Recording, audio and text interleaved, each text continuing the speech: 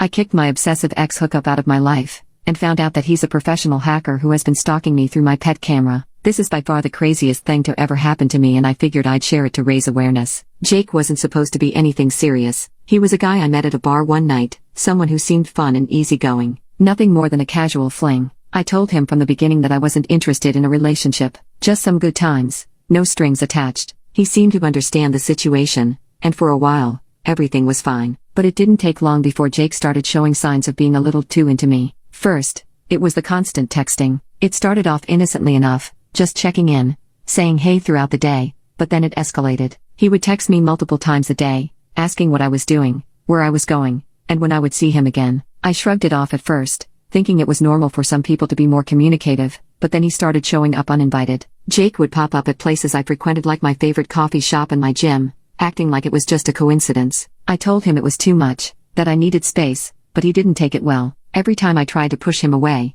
he'd make me feel guilty. I thought we had something special, he'd say, his voice soft but full of insinuation. I began to dread hearing from him. At first, I tried being polite. I'd tell him I wasn't ready for anything serious, that we could just keep things light, but his behavior made it clear that wasn't what he wanted. He'd leave me long, emotional texts telling me how much he missed me, how much he cared. Then, there were the little things, showing up at my door with a takeaway coffee, even when I didn't ask for it, or accidentally sending me selfies at random hours of the day. He was slowly making me feel like I couldn't escape him. One night, I was out with friends, trying to forget about the mess Jake had become. When I checked my phone, there were 5 missed calls from him, followed by a series of increasingly desperate text messages. Where are you? I miss you so much. Come back. I just want to talk. I blocked him, thinking it would be the end of it, but the messages kept coming from different numbers. Things got crazy one night when Jake showed up at my apartment uninvited. Once again, I was sitting on the couch, watching TV, when I heard a knock at the door. Hesitant, I opened it to find him standing there,